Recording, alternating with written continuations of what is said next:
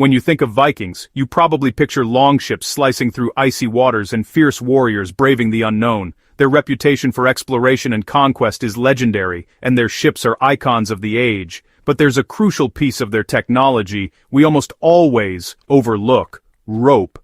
It's easy to miss, but without it, none of their achievements at sea would have been possible. That's right, the humble cordage that literally held their world together, binding planks, sails, and lives into one unstoppable force. Without rope, those legendary ships would have been nothing more than a pile of planks and dreams, unable to withstand the ocean's fury. Every epic voyage, from the misty shores of North America to the bustling markets of Constantinople, depended on rope. It was the silent partner in every adventure, every raid, and every discovery. The sails, anchors, and steering oars, all controlled by carefully crafted cordage. Every knot and twist was a testament to Viking ingenuity and skill. This wasn't just any rope. It had to survive the brutal forces of the North Atlantic, howling winds, crashing waves, and the relentless pull of the sea. Salt water, freezing temperatures, and storms could destroy ordinary materials. The Vikings needed cordage that could endure months at sea, battered by salt and ice. A single failed rope could mean disaster at sea, lost cargo, a broken mast, or even a shipwreck far from home. The Vikings couldn't simply buy supplies at a store. They had to innovate with what nature provided, gathering tough plants and fibers from their rugged homeland. Their solutions were ingenious, showing a deep understanding of their environment. They twisted, braided, and tested until they had rope strong enough to trust with their lives. In smoky workshops and along windswept shores, Norse craftsmen perfected the art of rope making, passing down their secrets through generations. We're about to uncover the secrets of Viking rope making, how simple fibers became the lifelines of an entire civilization. How did they create cordage that conquered both ocean salt and Arctic ice? What materials did they choose, and what techniques did they use to make rope that could last for years?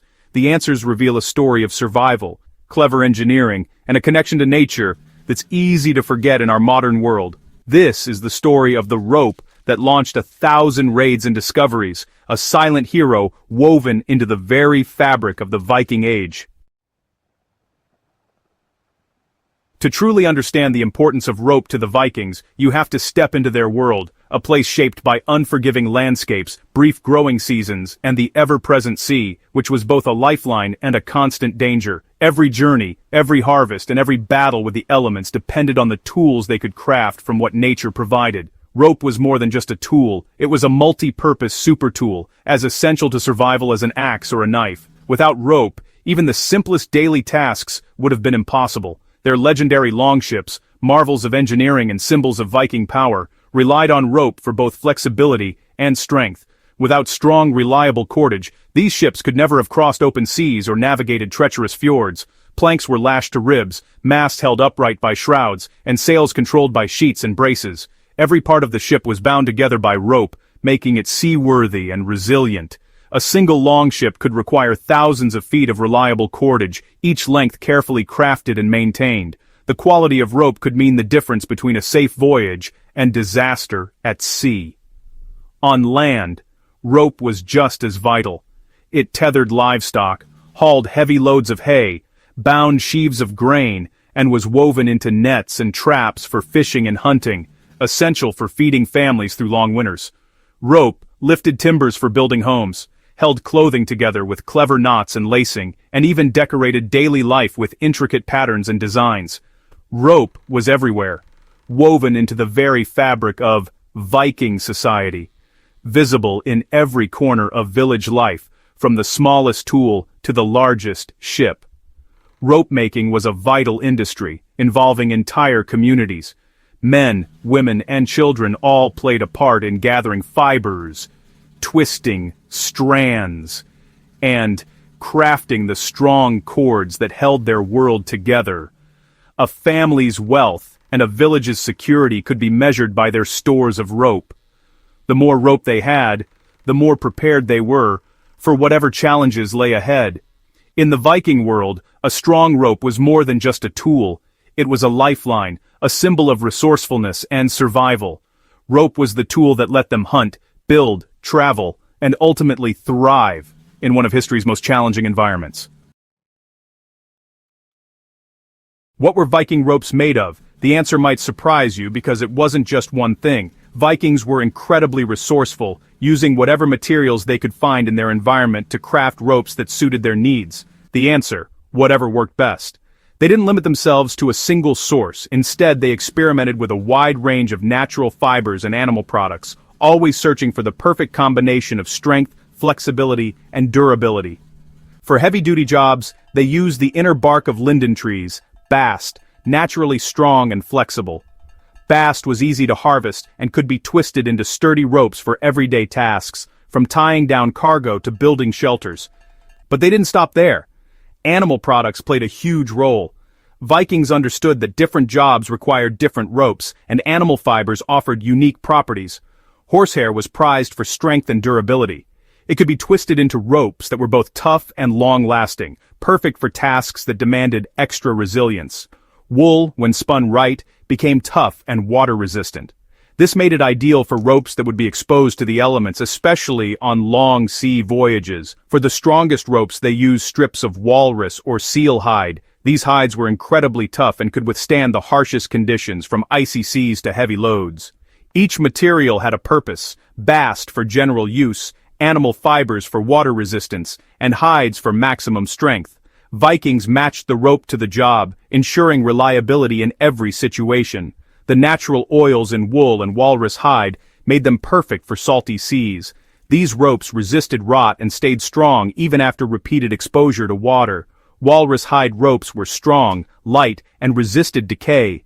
They were especially valued for ship rigging and anchor lines, where failure was not an option. This variety let Vikings make the right rope for every job, from fishing nets to anchor lines, and even for lashing together the planks of their legendary longships. Their knowledge of materials was passed down through generations, with each family perfecting their own rope-making techniques and secrets. They were natural scientists, learning from the world around them, constantly observing which fibers held up best in storms or under heavy loads. Viking rope-making was a blend of tradition, experimentation, and necessity. They adapted to new challenges by trying new materials and refining their craft. Their ropes were as diverse as the challenges they faced, a testament to Viking ingenuity and their deep connection to the natural world. Materials were only half the story. The real genius was in the making. Vikings spun raw fibers into yarn, then twisted several yarns together in the opposite direction. This counter-twisting locked the strands, creating strength through tension. For massive ropes, they repeated the process, twisting ropes into even thicker cables. Making large ropes was a team effort, often done on a long rope walk. Workers walked backward, twisting strands with wooden tools to keep tension even. This method distributed stress evenly, making the rope far stronger than its parts. The process was physically demanding and required skill. Vikings perfected the technique, knowing just how tight to twist for strength and flexibility. Their rope-making was high-performance ancient technology. Every rope was a product of teamwork, tradition, and precision. The result: cordage that could handle the harshest conditions. Viking rope was as much an engineering marvel as their ships. The North Atlantic is brutal. Storms, salt, and ice destroy the unprepared. Viking ropes had to be resilient, not just strong. Animal-based ropes, rich in natural oils like lanolin, repelled water. Wool ropes kept their flexibility. Water beaded and ran off instead of soaking in. Walrus hide and horsehair were naturally oily, resisting saltwater decay. Vikings enhanced this with pine tar, creating a waterproof barrier. In freezing temperatures, ordinary ropes would freeze and snap. Viking ropes, protected by oils and tar, stayed supple and strong. This resistance to salt and ice was a game-changer for long voyages. Their rigging lasted longer and was more reliable than their rivals. Viking ropes were forged by the very elements they conquered. Their cordage was a perfect adaptation to the world's harshest seas. Compare Viking cordage to other cultures, and the difference is clear. Most of Europe used hemp, strong but prone to rot in wet, cold conditions. Vikings' animal-based ropes, especially tarred walrus hide, were in a league of their own. While hemp ropes absorbed water and weakened, Viking ropes shed it and stayed strong. This durability was a huge strategic advantage, less time spent replacing ropes, more time exploring. In Arctic cold, hemp ropes froze stiff. Viking ropes stayed flexible. This edge helped Vikings reach Iceland, Greenland, and even North America. Their ships could handle the journey because their ropes could too. Viking rope wasn't just strong, it was built for the worst the Atlantic could throw at them. Their innovation was about resilience, not just strength. That's the secret to their maritime dominance.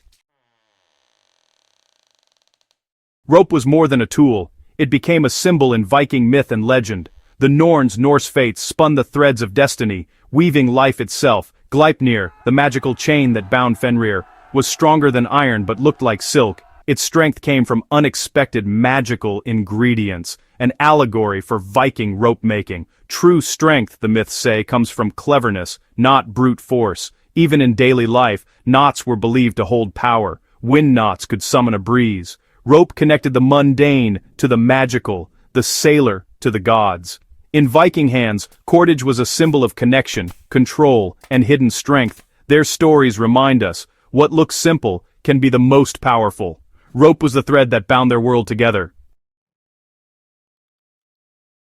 So why don't we use Viking rope today? Time, technology, and trade changed everything. As Scandinavia integrated with Europe, new materials like hemp became cheaper and more available. Mass-produced plant fibers replaced labor-intensive local methods. Shipbuilding evolved, relying less on rope and more on iron and rigid frames. The unique Viking synthesis of ship and rope faded. Rope-making knowledge survived in isolated communities, but only as a folk tradition. The industry shrank, and the art of the Viking rope maker became a relic. The roar of the Viking Age softened, and the rope walks fell silent. Their craft became a fascinating chapter in the history of technology. Viking cordage isn't just a historical curiosity, it's a lesson for today. They used local, sustainable materials, creating high-performance products that returned to the earth. Their ropes were strong, durable, and completely organic. They show us that natural doesn't mean weak, just engineered with knowledge and care. Viking rope is a testament to resilience, designed to withstand the worst, not just the best. This principle applies to everything from engineering to community building. The legacy of Viking rope makers is human ingenuity at its best. Sometimes, the most elegant solutions are the simplest.